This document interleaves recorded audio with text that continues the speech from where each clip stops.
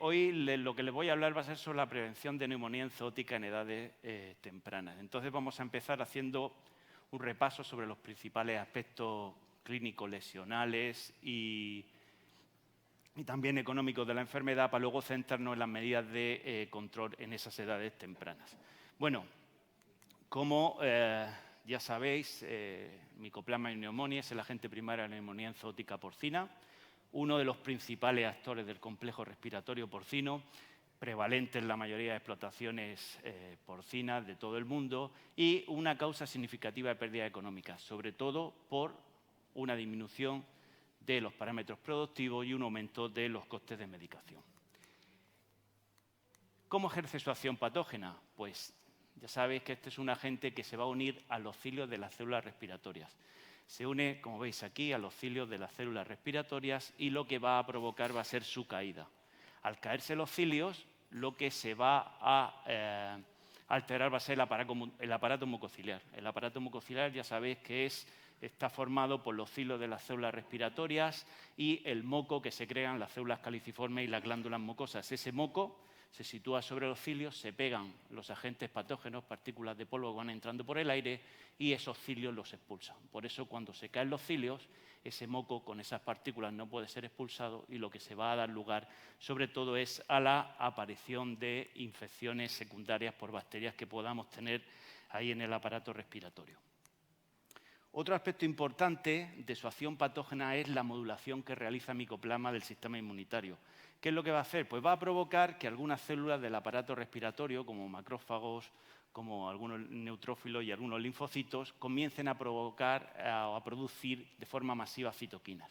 Citoquinas de dos tipos, sobre todo proinflamatorias e inmunoreguladoras, que lo que van a hacer va a ser atraer a más linfocitos a esas zonas. Es decir, se va a producir una llegada masiva de linfocitos que se sitúan alrededor de los bronquios, los bronquiolos y los vasos sanguíneos y precisamente esa respuesta inmunitaria es lo que va a generar las lesiones. Es decir, las lesiones características de Mycoplasma pneumoniae no son ni más ni menos que la reacción inmunitaria. Entonces, se va a producir esa clásica hiperplasia linfoide peribronquial, peribronquiolar y perivascular.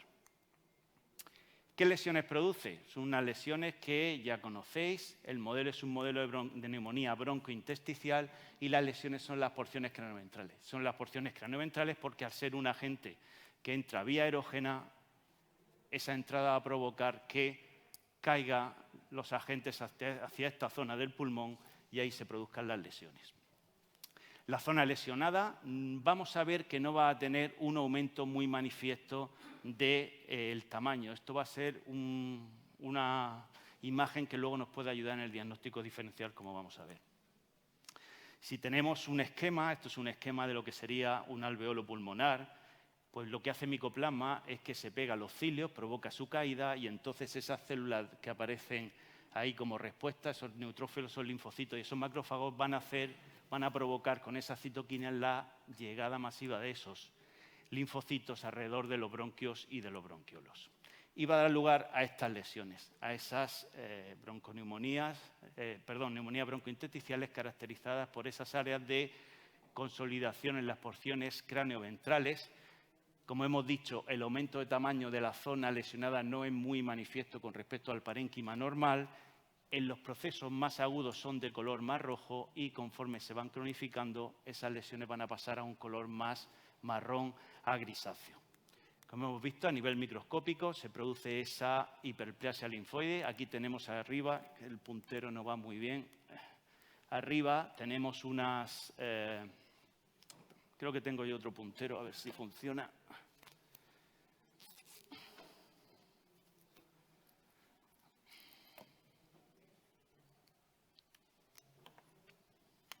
Vamos a ir con dos punteros. Sí, mira, si me lo pones ahí, es que este no... A ver si conseguimos.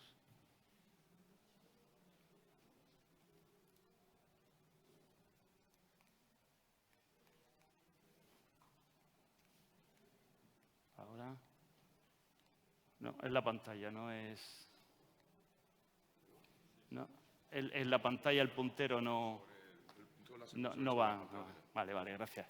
Bueno, Si tenemos arriba a la derecha, es la imagen de un bronquiolo normal y vemos cómo se van a acumular todos los linfocitos alrededor y esa va a ser la lesión característica.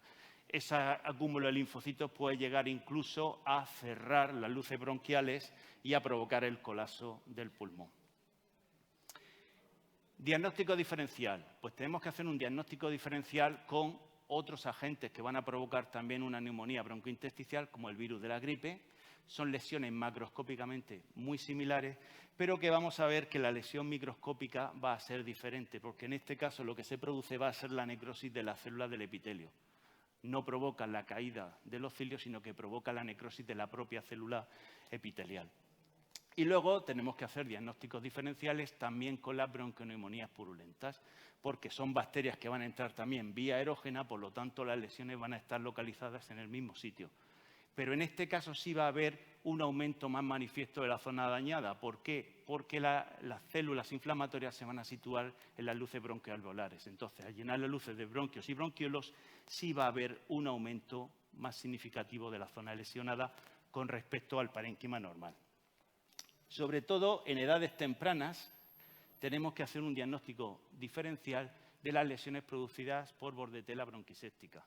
Son bronconeumonías, es una bacteria que provoca bronconeumonías y muchas veces asociadas, como podéis ver aquí, hay un proceso de atrofia, rinitis atrófica no progresiva. ¿Qué ocurre cuando se asocia micoplasma con otros patógenos? Pues, como ha comentado antes Rick en su charla, se produce una potenciación del proceso respiratorio, sobre todo cuando se asocia con micoplasma con virus PIRS, virus de la gripe, o con el virus, circovirus porcino tipo 2. Vamos a ver que se potencia tanto la aparición de lesiones como la enfermedad respiratoria. Entonces, ¿y qué pérdidas económicas se producen? ¿Qué pérdidas económicas se van a producir por la infección por micoplasma? Pues, como ejemplo, voy a poner un trabajo que realizaron Bringas y colaboradores aquí en España en 2014 con aproximadamente 50.000 animales. Y lo que hicieron fue ver las lesiones en el matadero y puntuarlas con un sistema de puntuación de 0 a 5. Entonces, lo que hicieron fue asociar lotes de animales que sobre esa puntuación de 0 a 5 tenían puntuaciones altas, es decir, 3, 4 o 5 puntos.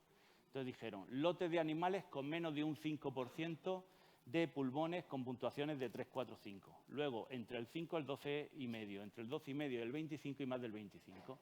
Y entonces, al comparar los datos productivos de los lechones que menos lesiones altas tenían, es decir, menos del 5%, con los que tenían más del 25%, vieron que en los cerdos con más lesiones aparecía una disminución de 38 grados de la ganancia media diaria, 70 grados de aumento en el índice de conversión, 1,21 de aumento de la mortalidad y casi 80 céntimos en los costes de medicación.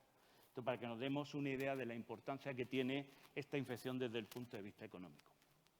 Y ya vamos a centrarnos en las herramientas de control que tenemos disponibles.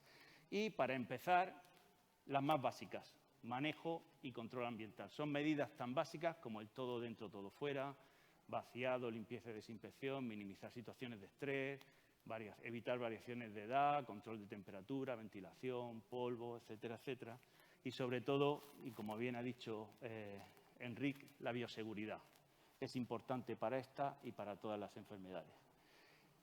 Muchas veces nos centramos, cuando estamos intentando controlar una enfermedad, en la aplicación de ciertos tratamientos, ciertas vacunas, y lo que hacemos es que, de alguna manera, nos olvidamos de las medidas básicas. No es que nos olvidemos porque pasemos de ellas, nos olvidamos porque creemos que se están aplicando correctamente. Y luego nos podemos llevar sorpresas. Cada vez son más el número de casos de diagnóstico que nos llegan donde los animales están vacunados, se han aplicado medidas de control y luego lo que falla son las medidas básicas, son las medidas de control, de bioseguridad. Por eso hay que prestar atención a este tipo de medidas, no darlas por supuestas, no decir eso ya se supone que va a ser así, sino que repasarlas porque a veces nos podemos llevar sorpresas, sobre todo en sistemas tan tecnificados y tan intensificados como los que tenemos ahora.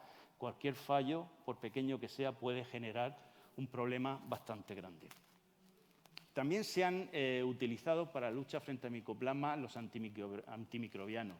Se han utilizado diversos como clortetraciclina, doxiciclina, tilosina, lincomicina, tiamulina, enrofloxacina, tilvalosina, tanto en pruebas experimentales como en pruebas de campo. Dependiendo del tipo de medicamento, se han utilizado inyectables en el pienso y en el agua, y los resultados, la verdad es que son muy variables de unas pruebas a otras. Se han encontrado, según la prueba, pues aparecen mejoras de los signos clínicos, disminución de la prevalencia y de la gravedad de las lesiones, hay mejora de los parámetros productivos, disminución de la mortalidad, pero, como todo tratamiento con antibióticos, hay una serie de riesgos. Riesgos de resistencias, riesgos de aparición de residuos en las canales y, sobre todo, ahora que estamos caminando hacia una producción, una desmedicalización, una producción de animales sin antibióticos, pues la verdad que el control de esta enfermedad, como de otras, se va enfocando cada vez más al uso de otros productos, como son los biológicos.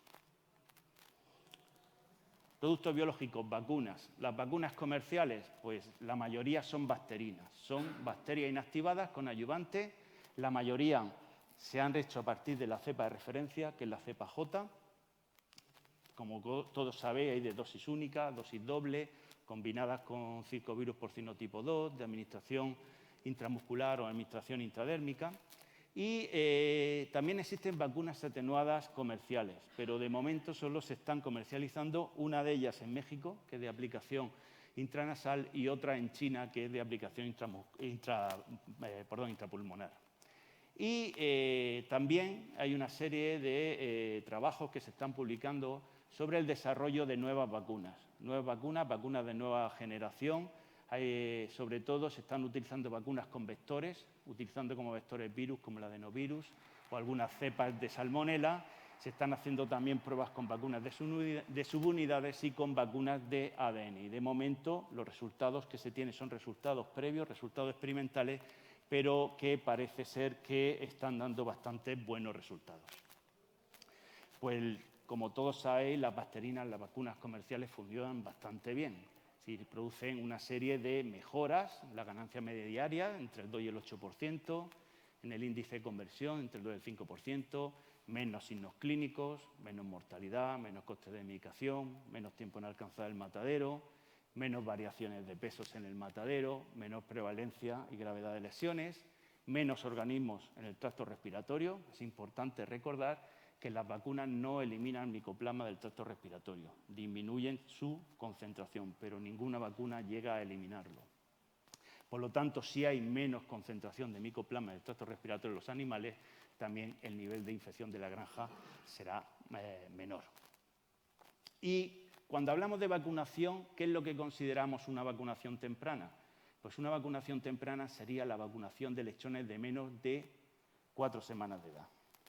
Normalmente se ha utilizado más tradicionalmente este tipo de vacunación, la granja de ciclo cerrado, en la producción de lechones, mientras que protocolos de vacunaciones más tardías, entre 4 y 10 semanas, pues tradicionalmente se han utilizado también más en un sistema de producción en 3 fases. ¿Por qué es importante la vacunación temprana? Pues mirad, Mycoplasma pneumoniae, hay trabajos que han encontrado infección activa en la primera semana de vida. Luego también hay otros trabajos en los que se ha visto que en lotes sucesivos de las sucesivas semanas la infección puede variar de una semana a otra. Es decir, que la misma granja, un lote semanal, puede haber una infección más temprana que en otro de la misma granja de la semana siguiente. Y también se ha visto una cosa muy importante, que es cuanto mayor sea la prevalencia de micoplasma del DSTT, mayor va a ser la enfermedad clínica y la posibilidad de que haya luego lesiones.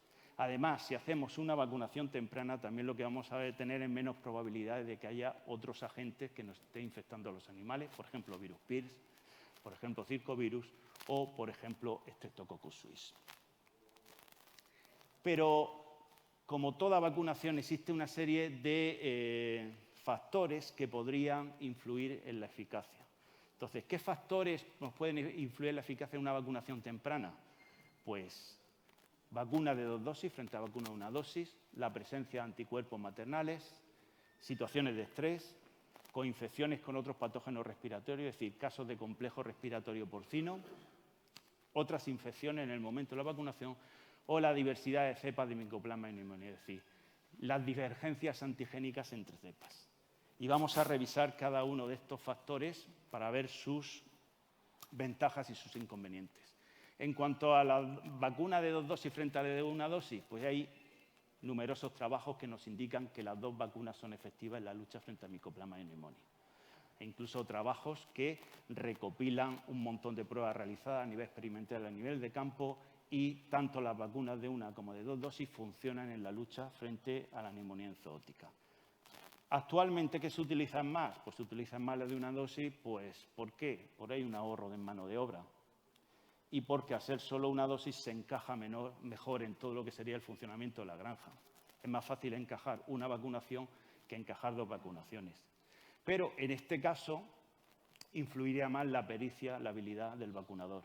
Es decir, al ser solamente 1 dosis, si la vacunación se aplica correctamente, los animales estarán inmunizados, pero si la vacunación no se aplica correctamente, en el momento de la infección, el sistema inmunitario de esos animales no va a estar preparado. Por lo tanto, ambos tipos de vacunas son efectivas en la lucha frente a la neumonía enzootica porcina. Presencia de anticuerpos maternales. Este es un tema que se ha discutido mucho y que actualmente tampoco se tiene muy claro. ¿Por qué? Porque hay trabajos que indican una cosa y trabajos que indican lo contrario. Hay trabajos como el realizado por Paolo Martelli, en el que dice que la presencia de anticuerpos maternales tiene o poca o ninguna influencia en la respuesta inmunitaria. Y hay otros trabajos donde sí se ha visto que con la presencia de anticuerpos maternales, hay una disminución de la respuesta serológica. Se ha visto que hay una disminución de la respuesta serológica, pero luego sí se ha visto que hay una respuesta inmune celular. Y precisamente en la lucha frente a Mycoplasma lo que necesitamos es eso, una respuesta inmune celular. También se ha visto que cuando lechones de cerdas que se han vacunado frente a Mycoplasma pneumoniae se retrasa la vacunación, conforme se va retrasando la vacunación, se va vacunando más tardíamente, los resultados van siendo mejores. Pero, como os digo, hay trabajos que indican cosas totalmente contrarias. Lo que sí tenemos que tener en cuenta es una cosa, que lo que tendríamos que hablar en este aspecto no sería de edad, es decir, no tendríamos que hablar de lechones de 2, de 3, de 4 semanas, tendríamos que hablar de niveles de anticuerpos. ¿Por qué? Porque esos niveles de anticuerpos no van a ser iguales en las diferentes granjas. Por lo tanto, no podemos generalizar y hablar vacunaciones de 2 semanas, de 3 semanas, de 4 semanas, si estamos hablando de la presencia de anticuerpos maternales, porque el nivel de anticuerpos maternales varía mucho de una explotación a la otra. Y luego, un aspecto que quizá podría también influir en la vacunación con la presencia de anticuerpos maternales sería la propia composición de la vacuna, es decir, la propia receta de la vacuna, si alguno de los componentes podría tener algún tipo de interferencia con la vacuna. Pero es un aspecto que de momento tampoco se conoce mucho.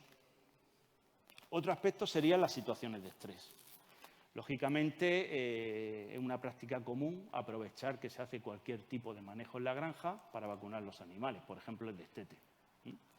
Normal, coger y a la hora de destetar los animales se aprovecha y se vacuna, se ahorra mucha mano de obra, pero hay trabajos que, estudiando el comportamiento de los animales, han visto que el destete quizás podría ser uno de los mayores factores estresantes de la vida del lechón.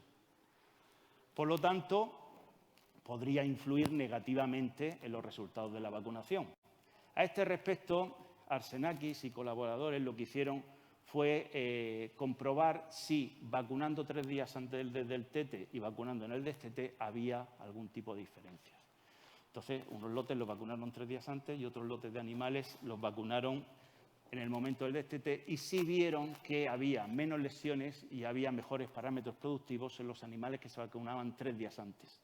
Pero en las condiciones de esa prueba no se encontraron diferencias significativas. Por lo tanto, sí parecía que evitar la vacunación de los animales en el momento del destete podía traer mejoras en cuanto a las lesiones y a los datos productivos, pero ya os digo que en las condiciones que se realizó este experimento no se llegaron a tener resultados significativos entre un grupo y el otro. Coinfecciones con otros patógenos respiratorios, es decir, procesos de complejo respiratorio porcino. Infecciones con patógenos respiratorios, como hemos dicho, virus PIRS, circovirus porcino tipo 2, virus de la gripe, APP, pueden traer resultados negativos en el momento de la vacunación frente a micoplasma y neumonía. Por lo tanto, ante un caso de una enfermedad respiratoria es fundamental el diagnóstico. ¿Qué es lo que tenemos que hacer? Tenemos que identificar cuáles son los patógenos que nos están produciendo la enfermedad respiratoria. Una vez que los tenemos identificados, tenemos que saber cuáles son los patógenos primarios y cuáles los secundarios.